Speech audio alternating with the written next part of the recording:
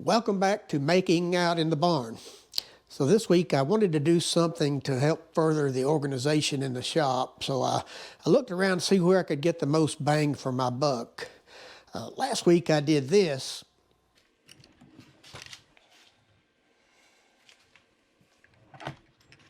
And that really helped a lot. But then I looked over and saw this.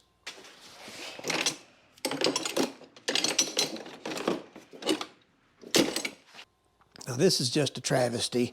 I got all these clamps. They used to be just piled on a table, then I piled them in a tub. It's not any better. If it's on the floor, it's not good. The goal here is to get everything off the floor. So wanted to try to make something and not have to buy anything, use just what I got laying around. So let's go. All right, so let's head outside to the pile of steel and see if we can find something. So somebody gave me a whole bunch of these metal shelves and standards, and those standards are quite useful to repurpose for just about anything. Take a piece of that and we should be good to go.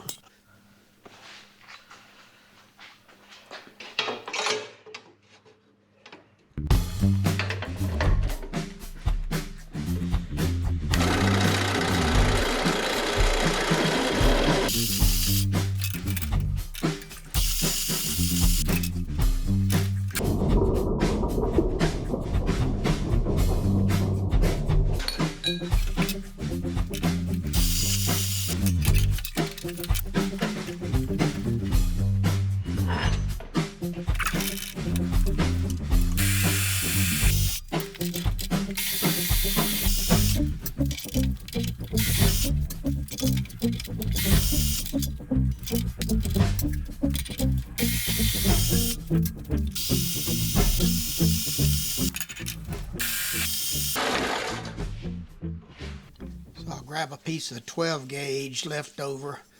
That's about 100 thousandths of an inch, about 2.5 millimeters.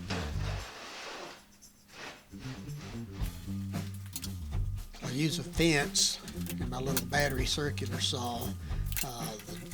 I'll set the fence to the distance that I want my strip to be, plus an inch for the space from the base plate to the blade, plus the thickness of the blade. And if I set it at 3 inches, it gives me about 2-inch strip.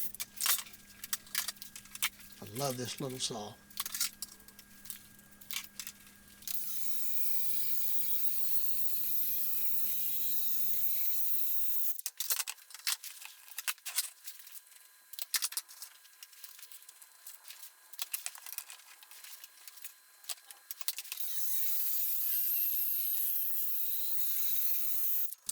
With the scraps of the standards that I found, I ended up with one 24-inch and two 30-inch pieces, so I'll cut these mounting strips to the same.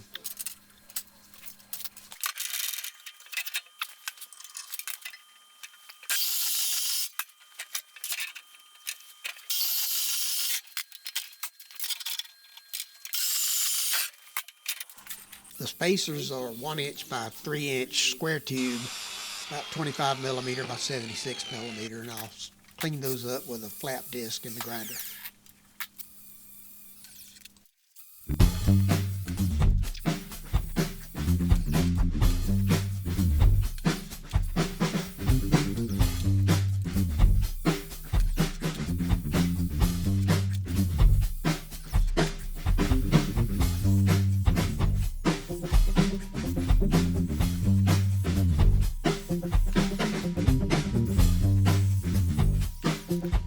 Cleaned up all the edges, and now I'll switch to the surface conditioning tool with a scale stripping drum. I just want to get rid of any loose paint and rust to rough up the surface so the paint can get a grip.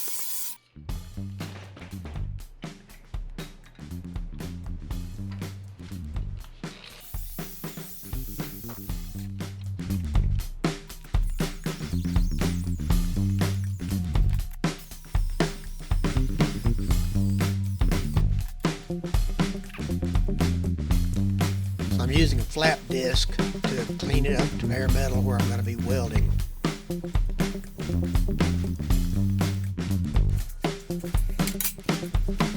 laying out the location of the mounting holes. They have to line up with the holes already in the front piece so I can get to the screws to drive them in the wall.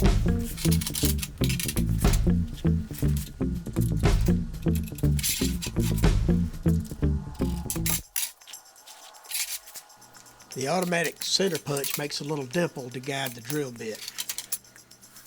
The first bit is a center drill that makes a countersink to guide the final bit to finish the hole.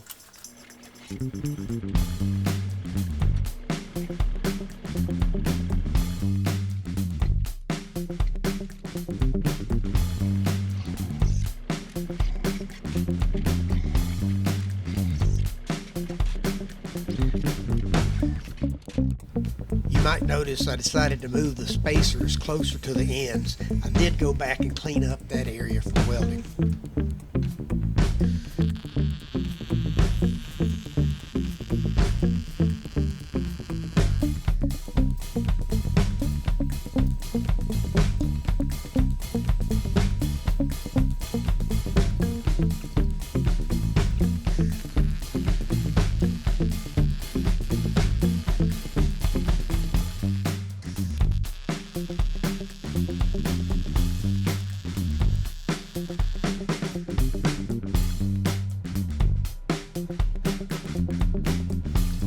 I don't pretend to be a good welder. Let's zoom in on the one that totally missed the mark. Sadly, I didn't see it until I was watching the video after it was painted, but the other welds will be plenty strong for this application. I'm using Rust-Oleum oil-based satin black. It covers well and dries to a nice satin sheen. It has to dry overnight and it really takes a few days to completely cure.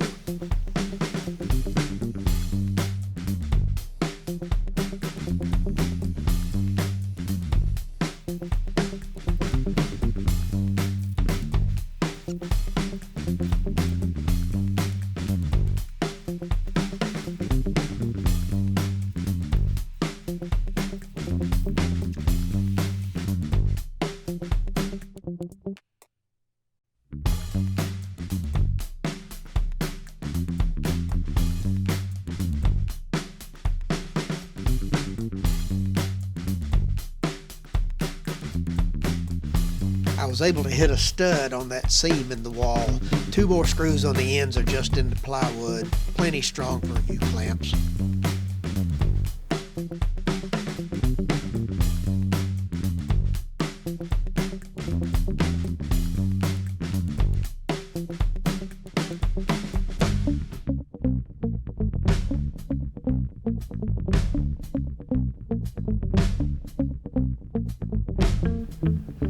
I had to use 2 arbors to hold the driver bit so I could reach deep enough to drive the screws home.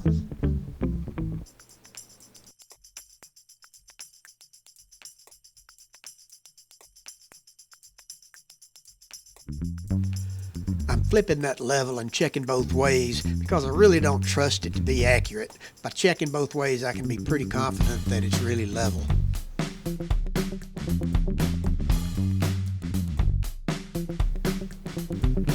Had to get rid of that hook to make room for the 3rd rack.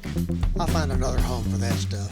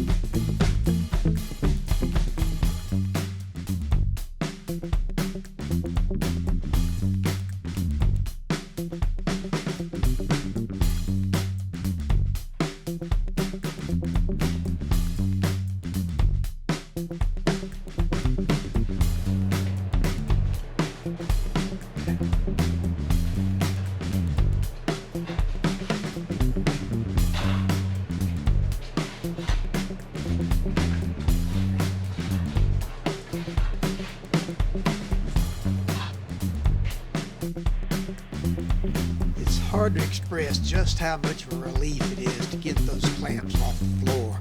And it was so quick and easy, I'm kind of kicking myself for not having done it sooner.